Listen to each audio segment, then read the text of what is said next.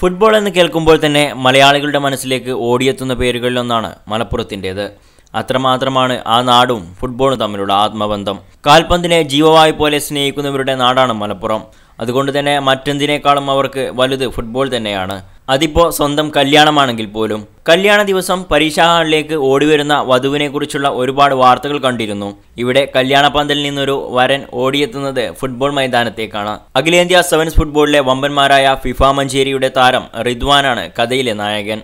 മിനിഞ്ഞാന്നായിരുന്നു FIFA മഞ്ചേരിയുടെ wing ബാക്കായ റിദ്വാന്റെ വിവാഹം. ഉച്ചയ്ക്ക് കല്യാണം കഴിഞ്ഞ് വൈകിട്ടോടെ റിദ്വാൻ സെവൻസ് മൈതാനത്തേക്ക് എത്തുകയായിരുന്നു. വണ്ടൂരിൽ നടക്കുന്ന സെവൻസ് ഫുട്ബോൾ ടൂർണമെന്റിൽ ലയൺസ് പറമ്പിൽ പീടിക ഉഷ FC തൃശൂരിനെതിരെയായിരുന്നു മത്സരം.